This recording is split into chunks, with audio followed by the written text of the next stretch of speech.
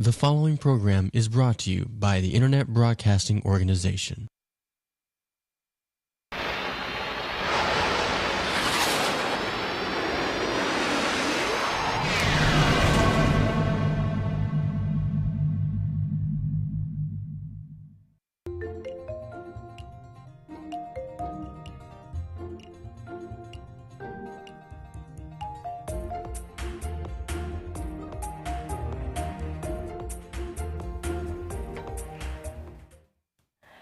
Welcome to Art and Soul, where I interview creative professionals and how they found their calling and what they're doing now. I am your host, Trina Fallon. Tonight, we have Tracy Roese. She's an actor, voiceover artist, and teacher. So Tracy, when did you discover that you wanted to be an actor? Well, honestly, I think it was my whole life, really.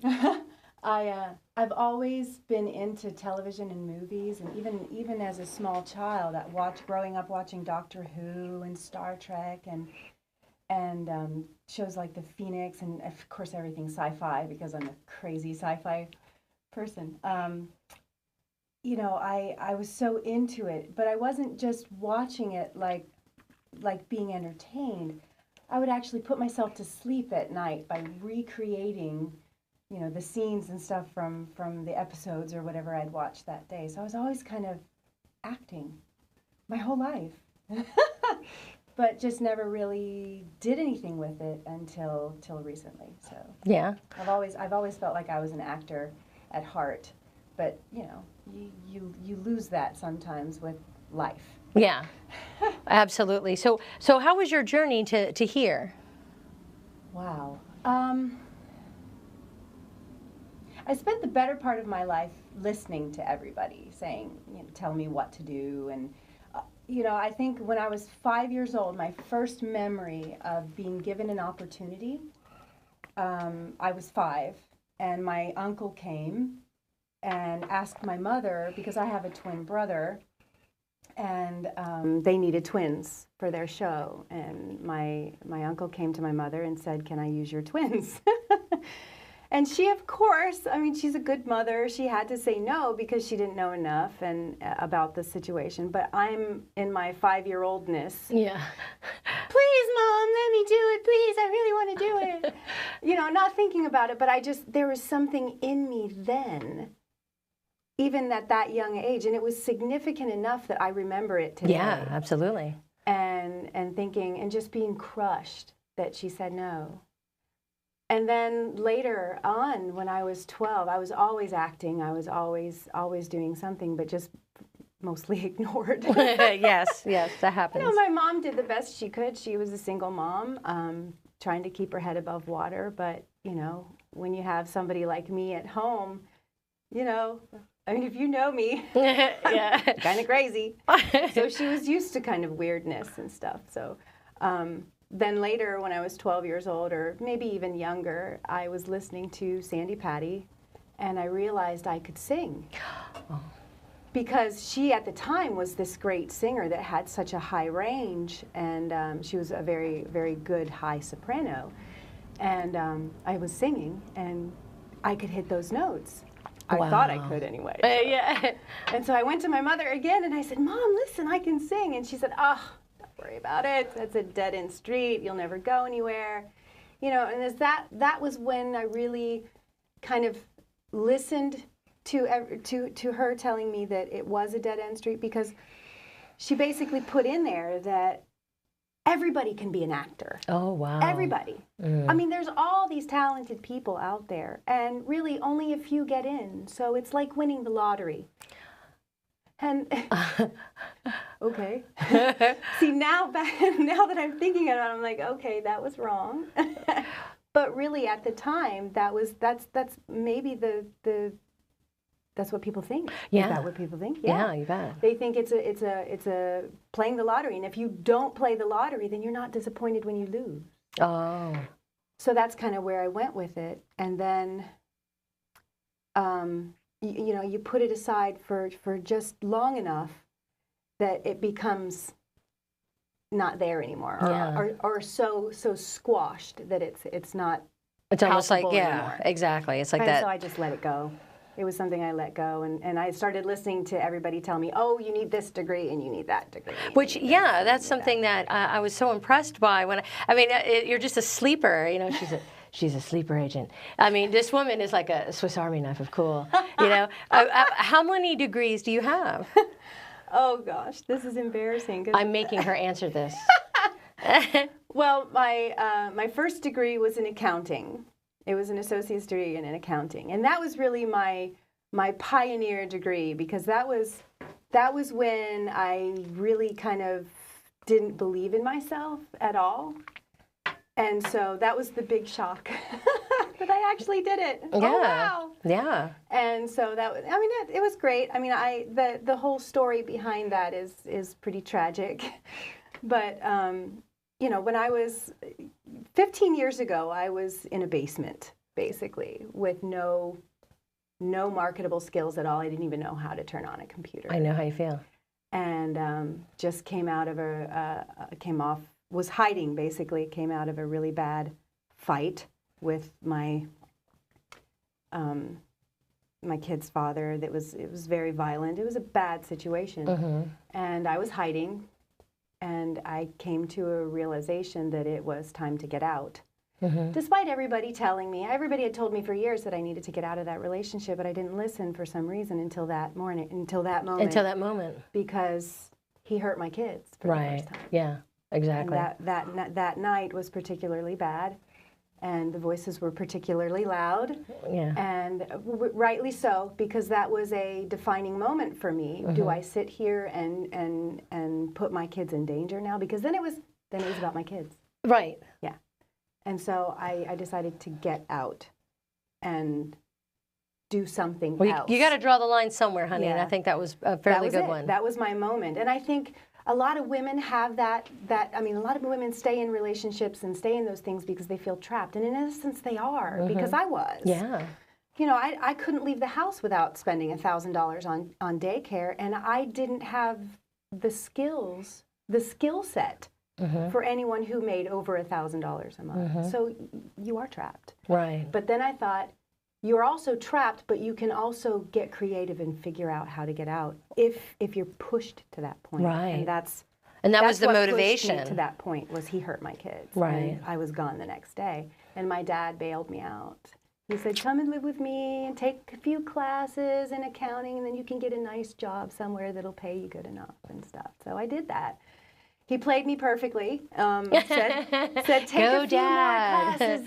Take a few more classes. You'll be all right. And I aced all of them. And pretty soon I was 3 or 4 classes away from graduating. And then I graduated, and I was like, what happened? Wait, what happened? Who is this person that can't what is do this anything? thing? Yeah. And so then I decided to go on for the bachelor's degree, because that was so easy. Why not? I mean, you're already here.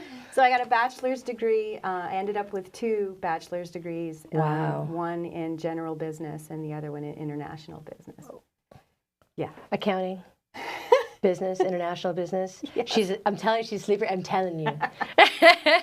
No, but that was a funny story, too, because I had graduated with the accounting degree and needed to know where to go. And I went to this workshop that had all these colleges, and USF was there. And this was Ohio. I mean, what are you doing here? USF? What are you doing here? But they had a single parent program out of the Lakeland branch of USF. Wow. And the problem was I had no money and 2 weeks to get there. Oh. And I made it. How? And then 2 terms after, they canceled the program. But I was already here, and there was nothing stopping me. So that's when I started with the accounting. I went for an accounting degree, and some smart person over at USF said, "Hey, you already have an accounting degree. Go for something else, idiot." Oh my goodness! So then I went with the general business, because it was a little bit of everything. General business talks about, it doesn't just do accounting, it does the marketing, management, and economics as well. So wow. I'm a little bit of everything girl. So it appealed to me. So I ended up with that. And then I graduated and couldn't find a job. It was the worst job market. That graduating year was the worst job market ever. Oh my goodness. And so I was like, okay, now what do I do? And another professor said, hey, you got a business degree, you can teach. They'll put you in the classroom, and they did. And I've taught. My first year was business technology, and I realized then that I loved teaching. Oh, good. And so... Which is also a creative profession. Yes, definitely. You're an actor every day. Oh, absolutely. Oh, and that was perfect because I had such a broad background by then of a little bit of everything that, and so much life experience that I thought, this is the perfect gig for me because I had forgotten. Yeah. That small, still voice in the corner. I put it away. Oh. And then, so I did that, and then I couldn't find a business technology job to save my life. Go figure. And though another gifted professor at USF said, hey, why don't you, if you want to be a teacher, go get your teaching degree. And then I looked around for what degree would be the best, and science is a little bit of everything. So, I'm starting to see a pattern? I'm starting to see a pattern here. Anybody? Yeah. Give me some comments. So I got my master's in teaching secondary science biology. Wow. So, and I've taught forensics, and now I'm teaching Earth space science, which is awesome. Yeah. Because I'm a sci-fi girl, teaching space. Oh my gosh. It's so much fun. I mean, I love teaching, but really what ended up happening is I was very unhappy in a situation. I was in this relationship that was kind of controlling, and I had gained 100 pounds, and I was unhealthy. I don't believe it. Yeah. I was very unhealthy. I was looking at some serious health issues coming up, and I just, I was in this moment of, I turned 40, which is traumatic enough. Right. If you think about it, it's really traumatic. And then everything else that was going on with this complete dissatisfaction with my life, even though I enjoyed my life and I was happy with my kids and everything that I had done, because I felt like I was I don't know if I can say. I think you can. I felt like a badass. Yeah. That I did all that, but yet I still didn't. There was something missing. Right. And I was really bothered, and I think it had translated into this unhealthiness, this overall unhealthiness. And I was watching this episode of, my daughter got me onto Lost. This is going to be good. I can tell. This is good. Got me onto Lost, and I watched an episode of Lost, and became what I can only describe as temporarily, certifiably insane. Because I couldn't stop watching it. She was hooked. I was hooked, and I watched every episode in 4 days. That's incredible. That is incredible. Isn't that 5 years? So if you do the math, I wasn't sleeping, I wasn't eating, I wasn't cleaning, I wasn't taking care of the kids. They'd come and say, hey, can we watch something? I would turn into demon child. Get out.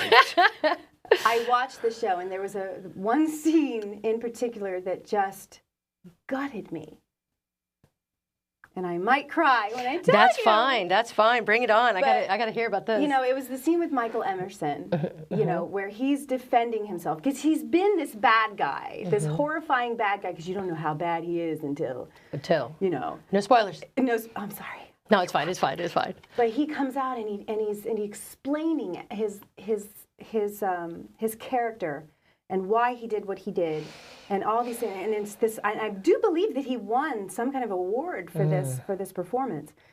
But I was literally a puddle on the floor in front of this television watching his performance, and I thought, I want to do that. I want to do for other people what this man just did to me. Wow. He brought me so deeply into his character that my soul cried for his character. It was fake, but he was so real about it. It was cathartic, absolutely. And it was a moment, and I remember sobbing on the floor, because the sets of that show were, cinematography, there's nothing wrong with that show. I mean, they kind of wigged out at the end, but it was such a cathartic moment for me that I felt like that 5-year-old and that 12-year-old and that my whole life of kind of putting it away, it was all washed just over thrust right in your face. And I went, oh my God, I got to do something. I have to do that. I want to do that. That's awesome. Yeah. But I wasn't ready yet. I didn't feel like I was ready yet. So what did you do? I made a list. Oh, I'm hey. such a list person. I know. You know what? I was a list person too. Yeah. Well, and you have to be, because I'm so flighty that, you know, I would just... The woman with 3 degrees is now claiming that she's flighty. Thoughts?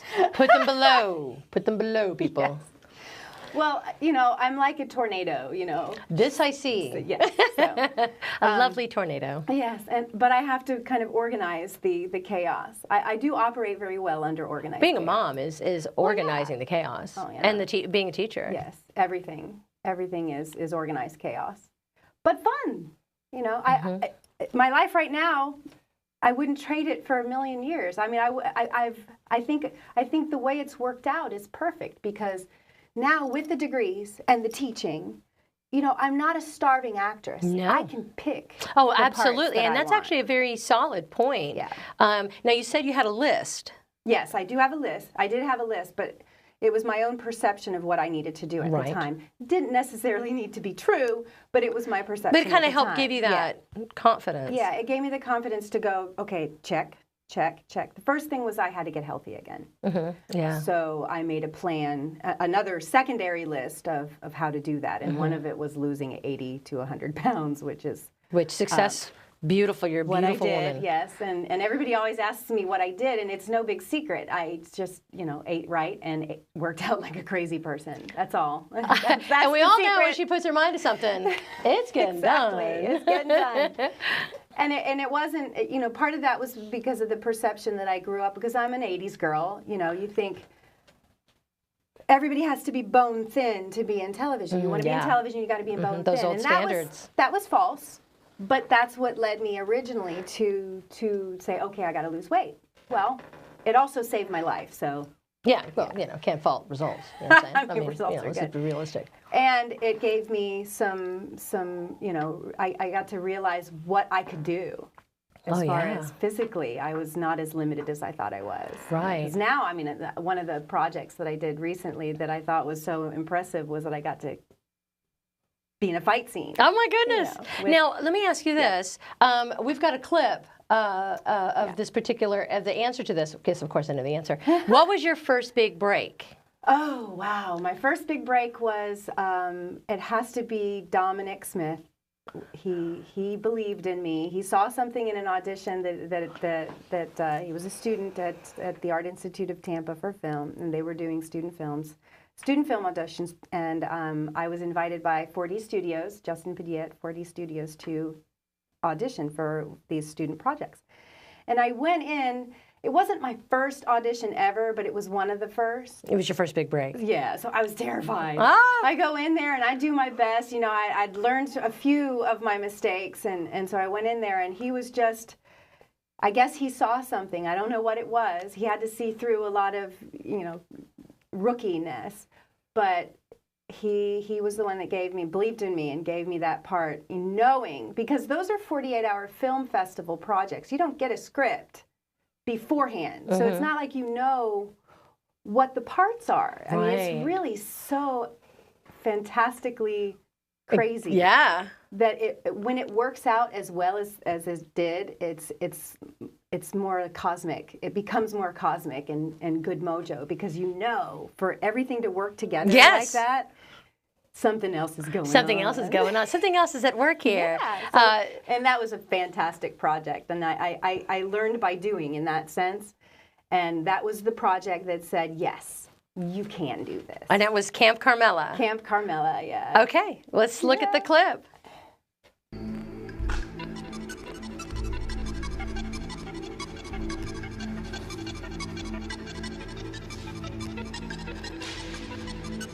No! No! Screw that!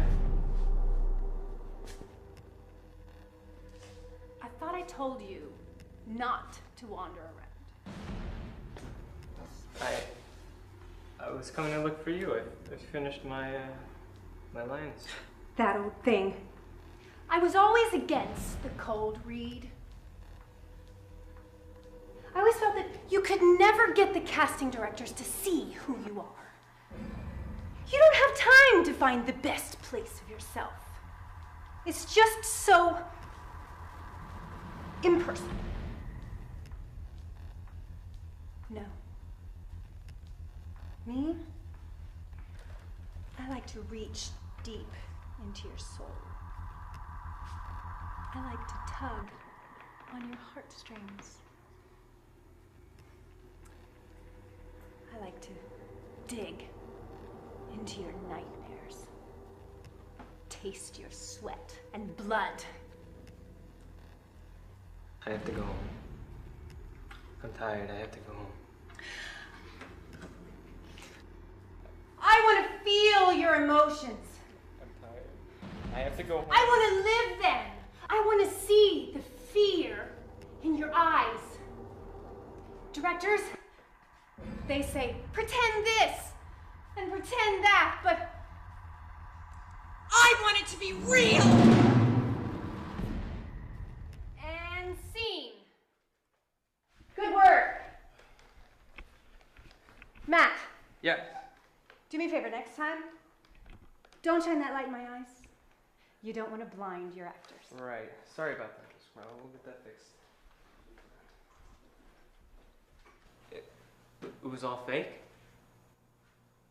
The casket, the blood, everything was fake? You were just acting the whole time. Welcome to Camp Carmela.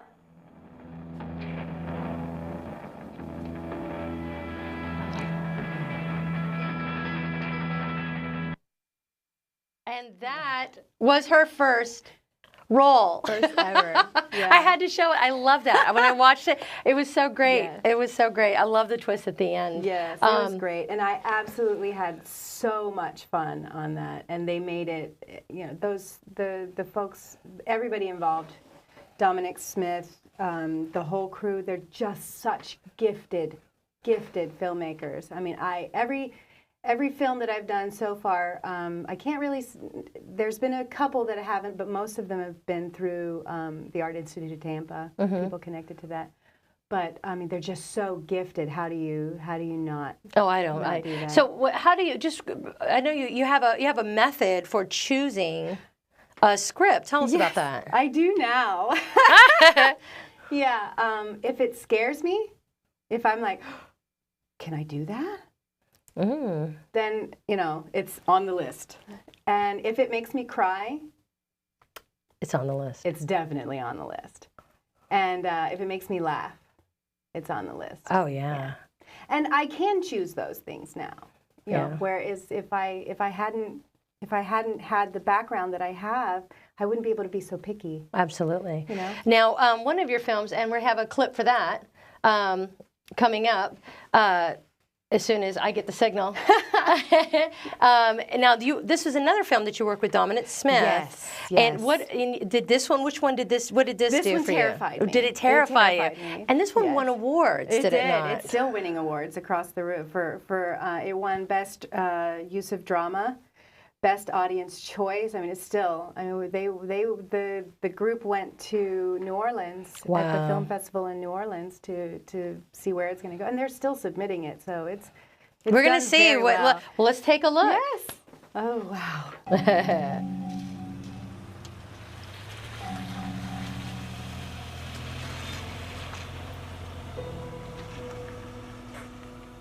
And the boy's father? He's a test tube baby. Is that accurate? 'Cause based on He's your gone, okay? He found out I was pregnant and he split. I didn't mean to upset you. I just want to do the best that I can for your son. And for me to do that, I need to know things. You want to keep him, right? No creature but human has practiced such a meaningless cause as looking for the meaning of life. I don't know how I'm gonna do this alone. Do the best that you can. And that will be good enough for him. I used to have a perfect picture of what my life would be like. Not everybody can be perfect. Don't feed your ego with my soul. Uzan.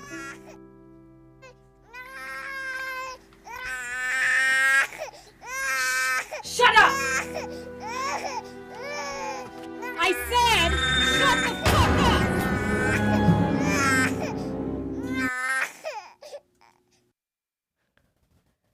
That was a gripping moment, wasn't it not? Yes, I'll tell you what, that was I actually. don't like to say the F word. Yeah, what's funny is that that was the first Dominic Smith film that I got to watch, and it was the first time I'd seen you act. Yeah. Oh, and really? yeah, it was the first time and I had seen that because of Morgan, because I was working with Morgan True. on my film Syntax. Yes. But one thing I wanted to ask you is, so what are you working on now? Have you done anything recently?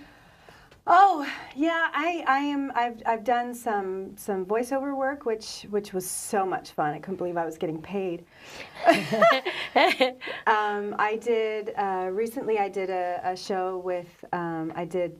Gosh, now I'm blanking out. We're working on I Am Sin. Oh yes. Which is my boyfriend says that I'm basically a nun, a killer nun. Ooh, hey, killer nun. Not really. I'm actually a mercenary sent by the Vatican to investigate some bad things that are really happening. does sound like a killer nun, though. Yes. I'm just saying. And now we also have another clip. The last clip I'd like to show as soon as I get the signal. Yes. That actually has your whole family in it, does it not? It is. It does. It has. Well, not my whole family, because my daughter and my oldest daughter and my middle son have absolutely no interest in acting at all. I don't know what happened. Okay. But my youngest son, Sam, he's getting there. He's getting the bug. So we have you. Yes. And Tim, my boyfriend. Yeah. Yes. And then your son. And my son. Okay. And this is by Jared Lee Sachs Miller, and it's an environmental ad. Yes.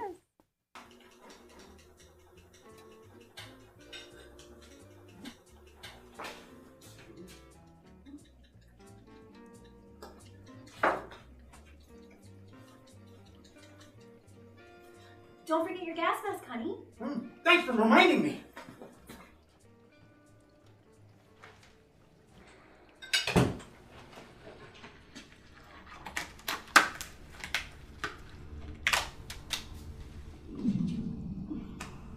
I'll see you both later tonight.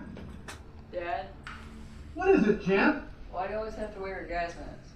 Well, my generation messed up the environment. The air is too toxic to breathe.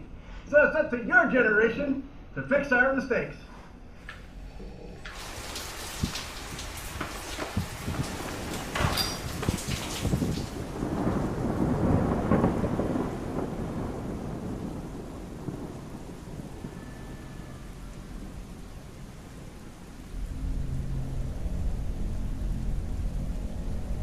It's a cautionary tale.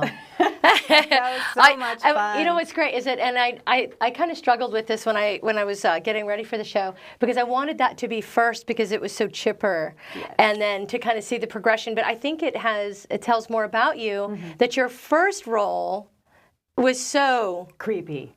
But it was so dramatic. Yes. And then your next role was even more dramatic. Yes. And then to see you do this commercial, you were so, light and bubbly, and I just thought that was so great. Well, and I'm trying to choose roles to challenge myself to do different things, because I'm still learning what I can do. Absolutely. And now I you will said continue to learn. Absolutely. And you said you're working on I Am Sin? I Am Sin, yes. And is there a page for that? I believe so, but I'm not sure how much of it I can talk about yet. I want to talk about so much of it, but there is a Facebook page, but I'm not sure it's public yet. Okay. I think we're still in production and getting things going. All right. But that's going to be a lot of fun. So. Absolutely. Yeah. Well, and I'll tell you what, when I find out about I Am Sin, I will post it on my Facebook page. Please, everybody, if you are watching this show, I want to thank you for joining us tonight. I have a Facebook page called Art and Soul with Trina Fallon. Like it, and you'll see updates. You'll see me talking all week long about who I'm going to meet. I look forward to seeing you guys again. Thank you for tuning in.